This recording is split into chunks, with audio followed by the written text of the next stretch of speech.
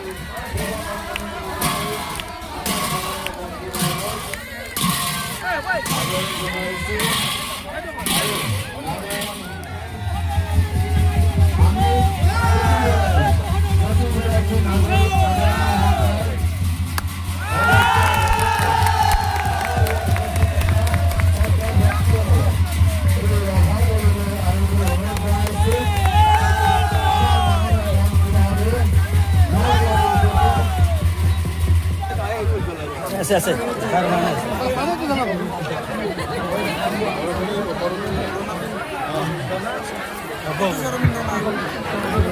আস্তে আস্তে আস্তে আস্তে দেখলে দেখলে ব্যাস আস্তে আস্তে আমি মাননীয় মন্ত্রী মহোদয় আমার যেটো স্থায়ী কাৰ্যালয় নাগাৰা সংঘ নলবাৰী জিলাৰ বাবে যে আমাক উপহাৰ স্বৰূপে দিলে সঁচাকৈ আমি আনন্দিত হৈছো প্ৰতিগৰাকী আইন মাধ্যম এটি উন্নয়নে আজি এই শুভাৰম্ভ জনাইছো জয় বাবা বিশ্বকৰ্মা কি জয় বাবা বিশ্বকৰ্মা কি জয় বাবা বিশ্বকৰ্মা কি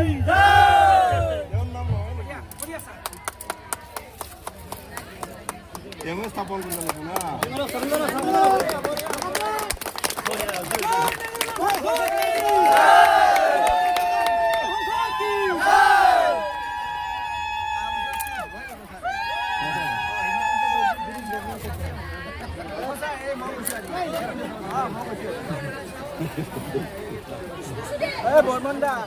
জনাইছো মাননীয় মন্ত্ৰী মহোদয় কলেজে আদৰ জনাইছো এখন চেলেঙেৰে আদৰ জনাব মহেন্দ্ৰ ডেকা ডাঙৰীয়াই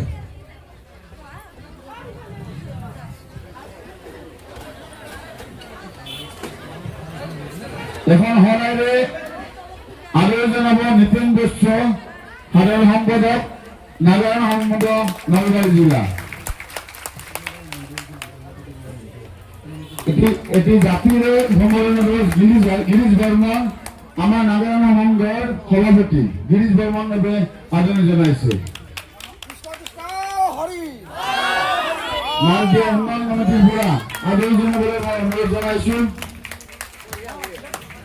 এটি ফুলাম জাতি আৰু এখন গামোচাৰে মালদীয়া উন্নয়ন কমিটিৰ তৰফৰ পৰা গৃহ নিৰ্মাণৰ শুভাৰম্ভণি কাৰ্যসূচীৰ সভাত সভাপতিত্ব কৰা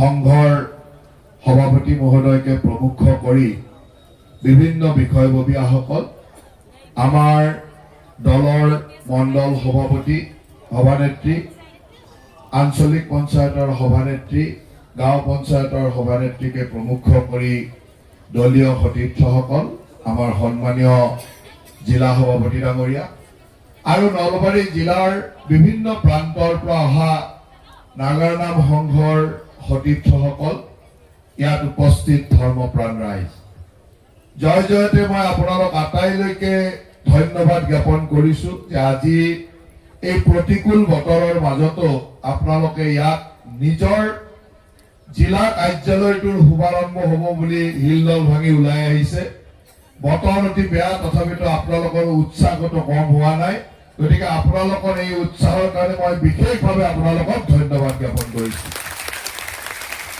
আজি মই অত্যন্ত আনন্দ অনুভৱ কৰিছো যে নাগাৰা নাম সংঘৰ এটা স্থায়ী কাৰ্যালয়ৰ কথা বহুদিনৰ পৰা মোক কৈ আছিল আৰু ময়ো সুবিধা বিচাৰি আছিলো যে ক'ত কেনেকৈ কৰিব পৰা যায় সিদিনাখন এদিন হঠাৎ আপোনালোকৰ কাৰ্যকৰ্তাসকল মোৰ তাত গৈছিলে আৰু মই সিদিনাখন টেকে আখাৰে কৈছিলো যে 15 লাখ টকা আপোনালোকক দিম আচলতে প্ৰথমতে মই সুধিছিলো যে কিমান লাগিব তেওঁলোকে কৈছিল 10 লাখ মান টকা হলে ঘৰটো হ'ব বলে নহয় মই 15 লাখই দিম আপোনালোকে ঘৰটো অলপ ভালকে বনাওক আৰু মই আজিও কৈ গৈছো যে ঘৰটো সুন্দৰভাৱে বনাওক তাত যি ব্যৱস্থাৰ ভৱিষ্যতে প্ৰয়োজন হ'ব তাৰ কাৰণেও আপোনালোকৰ আশীৰ্বাদত যদি দায়িত্বত থাকো তেতিয়াহ'লে আপোনালোকক সেইখিনি কাম মই সুন্দৰভাৱে কৰি দিম চিন্তা কৰিব নালাগে মই আনন্দ অনুভৱ কৰো যে আমাৰ কামৰূপৰ এক প্ৰাচীন সংস্কৃতি এই নাগাৰা নাম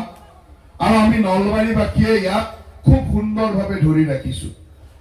নলবাৰীবাসীয়ে এই কামৰূপৰ সংস্কৃতিকো আৱহমান ধাৰাৰে সুন্দৰভাৱে আমাৰ নাগাৰা নামৰ শিল্পীসকলে বহু কষ্ট কৰি ইয়াক ধৰি ৰাখিছে। ইয়াত বহু কেইজন প্ৰতিষ্ঠিত শিল্পীৰ নাম আমি ল'ব লাগিব যে তেখেতসকলৰ সহযোগিতা, তেখেতসকলৰ কষ্টৰ কাৰণে আজি নাগাৰা নামে এই ধৰণৰ প্ৰচাৰ বা ৰাইজৰ মাজত জনপ্ৰিয়তা অৰ্জন কৰি আছে।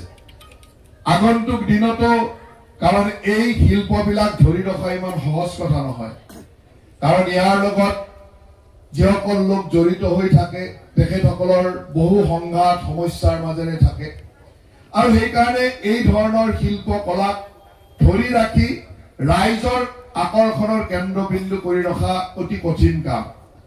এই যাত্ৰাত যিসকল নাগাৰা নাম শিল্পীয়ে প্ৰতিটো মুহূৰ্তত কাম কৰি আছে তেখেতসকলক আমি শুভেচ্ছা জনাৰ লগে লগে সদায় সহায় সহযোগিতাৰে আগবঢ়াই দিব লাগিব আৰু প্ৰচাৰ প্ৰসাৰৰ ক্ষেত্ৰতো আমি সহায় কৰিব লাগিব। বিগত সময়ত সদায় মই চেষ্টা কৰোঁ যে আমাৰ নলবাৰীৰ যিখিনি সংস্কৃতি, ই নাগাৰা নামেই হওক, ঢুলীয়াই হওক, ওজাপালিয়ে হওক, এই কথাবিলাক যিবিলাক লাহে লাহে বিভিন্ন সংকটৰ মাজেৰে চলিব লগা হৈছে তাক আমি কেনেকে জীৱন্ত কৰি ৰাখিব পাৰোঁ, তাক কেনেকে আগবঢ়াই দিব পাৰোঁ। নাগাৰা নামে আমাৰ গ্ৰাম্য অঞ্চলৰ ৰাইজক এক আধ্যাত্মিক আমোদ দিয়ে, যাৰ জৰিয়তে আমি সকলোৱে এক মানসিক শান্তি পাওঁ। গাঁৱে গাঁৱে বিভিন্ন অনুষ্ঠান প্ৰতিষ্ঠানত এই নাগাৰা নামৰ প্ৰদৰ্শনে আমাক সকলোকে ধৰ্মীয় চিন্তা চৰ্চাৰে মানসিক আনন্দ প্ৰদান কৰে। আৰু যি জাতিৰ মাজত, যি প্ৰজন্মৰ মাজত আধ্যাত্মিকতাৰ চৰ্চা নহয়, সি সঠিক দিশত কেতিয়াও যাব নোৱাৰে। সেইকাৰণে এই নাগাৰা নামে আমাক গম নোপোৱাকৈ গাঁৱে গাঁৱে আধ্যাত্মিকতাৰ চৰ্চা কৰি প্ৰজন্মৰ পিছত প্ৰজন্মলৈকে এটা সুন্দৰ দিশত আগবঢ়াই দিয়াৰ চেষ্টা কৰে। শৃংখলাবদ্ধ এখন সমাজ গঠনত সুবিধা দিয়ে, পৰিৱেশ তৈয়াৰ কৰে। তাৰ লগে লগে প্ৰতিগৰাকী শিল্পীৰ শাৰীৰিক পৰিশ্ৰমৰ মাজেৰেও নিজৰ স্বাস্থ্য সুস্বাস্থ্য কৰি ৰখাৰো এক সুন্দৰ সৌভাগ্য তেওঁলোকেও লাভ কৰে।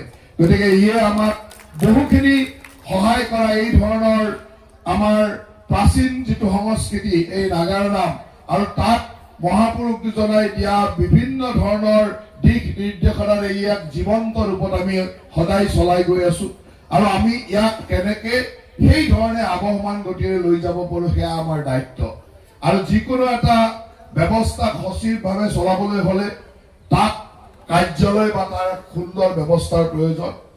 এই নাগাৰা নাম সংঘই এডোখৰ মাটিৰ কাৰণে আবেদন কৰিছিল। মোৰে সৌভাগ্য যে এই মাটিডোখৰ আপোনালোকক ইয়াত আবণ্টন দিয়াৰ সৌভাগ্য মোৰ হৈছিলে। তাৰ লগে লগে আজি ইয়াত এটা গৃহ নিৰ্মাণৰো আমি শুভাৰম্ভণি কৰিলোঁ। মই ভাবোঁ যে এই 15 লাখ টকাৰে আপোনালোকে গৃহটো নিৰ্মাণ সম্পূৰ্ণ কৰক। তাৰ লগত যদি কিবা আনুষংগিক আৰু কিবা ভৱিষ্যতৰ দিনত প্ৰয়োজন হয়, সেয়াও মই আপোনালোকৰ লগত আছোঁ, চিন্তা কৰিব নালাগে, সেইখিনি আপোনালোকে কৰক। মাত্ৰ মই এটা আপোনালোকক আগ্ৰহ প্ৰকাশ কৰিম। সেই আগ্ৰহটো এইকাৰণে কৰিম যে আমি এই সংস্কৃতিটোক জীৱন্ত কৰি ৰাখিব লাগিব, ভৱিষ্যত প্ৰজন্মৰ কাৰণে আকৰ্ষণীয় কৰি ৰাখিব লাগিব। তাৰ কাৰণে আপোনালোকে নলবাৰী জিলাৰ যিসকল নাগাৰা নাম শিল্পী আছে বা অতীতত যিসকল নাগাৰা নাম শিল্পীয়ে নিজৰ প্ৰতিভাৰে আমাৰ মাজত সুনাম ৰাখি থৈ গৈছে, সেই সকলোকে লৈ আপোনালোকে এখন কিতাপৰ প্ৰস্তুতি কৰক। যিখন কিতাপত আপোনালোকৰ যিসকল শিল্পী, তাৰ নাম, তেওঁৰ পৰিচয় বা তেওঁলোকৰ ফটোৰে যিসকল শিল্পী আমাৰ মাজৰ পৰা আঁতৰি গ'ল তেওঁলোকৰো মুখ্যসকলক, আৰু আজি যিসকলে এই কামটোৰ লগত নিজক সমৰ্পিতভাৱে কৰি আছে তেওঁলোকৰ নাম, ঠিকনা, তেওঁলোকৰ ব্যক্তিগত জীৱনৰ অকণমান চমু পৰিচয়, সেই ধৰণে এখন কিতাপৰ তৈয়াৰী কৰক। সেই কিতাপখন আপোনালোকে বনাই দিয়ক, তাক প্ৰকাশ কৰা বা তাক গোটেই দায়িত্বটো মই ল'ম। যি টকা পইচা লাগে মই খৰচ কৰিম, তাক আপোনালোকে চিন্তা কৰিব নালাগে। কেৱল বহুত বেছি দীঘলীয়া নকৰিব। প্ৰতিজন শিল্পীৰে জীৱনৰ চমু পৰিচয় অলপ অলপ লিখিলে যাতে ভৱিষ্যত প্ৰজন্মই তেওঁলোকৰ জন্ম কোন গাঁৱত থাকে, কি কৰে, এই ধৰণৰ বা তেওঁৰ প্ৰতিভা সম্পৰ্কে অকণমান লিখি এখন সকলো নলবাৰী জিলাৰ নাগাৰা নাম শিল্পী যিমান আছে সকলোকে তাত সন্নিৱিষ্ট কৰক। তেতিয়া আপোনালোকৰ এই সন্ধাটোৰ মাজত সংহতিও বৃদ্ধি হ'ব, সমন্বয় বৃদ্ধি হ'ব আৰু সকলোকে লৈ আপোনালোকে আগবাঢ়ি যাব পাৰিব। আৰু ই এখন ভৱিষ্যতৰ দিনৰ ডাঙৰ ডকুমেণ্টছ হ'ব, যি ডকুমেণ্টছে আমাক ভৱিষ্যত প্ৰজন্মক এই শিল্পীসকলক সদায় সোঁৱৰাই থাকিব, সদায় শিল্পীসকলক মনত ৰাখিব।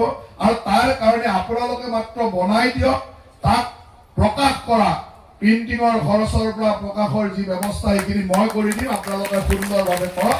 আৰু ইয়াত কোনো ৰাজনৈতিক কথা নাই, মই যি দায়িত্বতে নাথাকো কিয় আপোনালোকক ভৱিষ্যতৰ দিনত এইখিনি কৰি দিয়াৰ দায়িত্ব মোৰ, আৰু মই আপোনালোকক কৰি দিম। গতিকে আপোনালোকে এইখিনি কাম কৰক।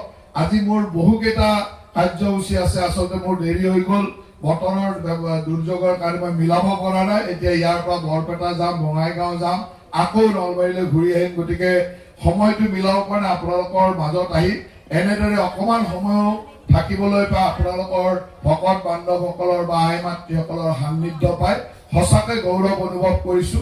আৰু সদায় আশা ৰাখিম যে আমি সকলোৱে মিলি আমাৰ এই সংস্কৃতি, আমাৰ এই শিল্প, আমাৰ এই আধ্যাত্মিক চৰ্চা যাতে আমি প্ৰতিখন গাঁৱৰ চুবুৰীয়ে চুবুৰীয়ে লৈ যাব পাৰো।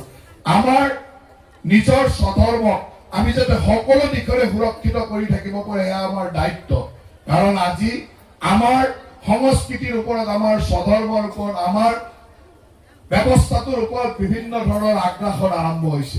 আজি আমি গম নোপোৱাকৈ আমাৰ জাতিটোৱে এক আগ্ৰাসনৰ এই স্বাগতে আমাৰ সংবাদ কৰ্মীসকললৈ আমি ধন্যবাদ জ্ঞাপন কৰিছোঁ। কথা হ'ল আজি আমি 39 বছৰত শেষ কৰিলোঁ, 40 বছৰ ভৰি দিলোঁ। সদৌ নলবাৰী জিলা নাগৰা সংঘই বহুদিনৰ পৰা আশা কৰি আছিলোঁ যে আমাক স্থায়ী গৃহ নিৰ্মাণৰ কাৰণে আমাক মাটি লাগে আৰু ঘৰ লাগে। এই চেগতে আমাৰ সন্মানীয় মুখ্যমন্ত্ৰী মহোদয় হিমন্ত বিশ্ব শৰ্মা ডাঙৰীয়া মহোদয়ে আমাক নলবাৰী জিলা নাগৰা সংঘক আৰু জয়ন্ত মল্ল বৰুৱাদেৱৰ সহযোগত নলবাৰী জিলা নাগৰা সংঘক আমাক স্থায়ীভাৱে ভূমি প্ৰদান কৰিছে।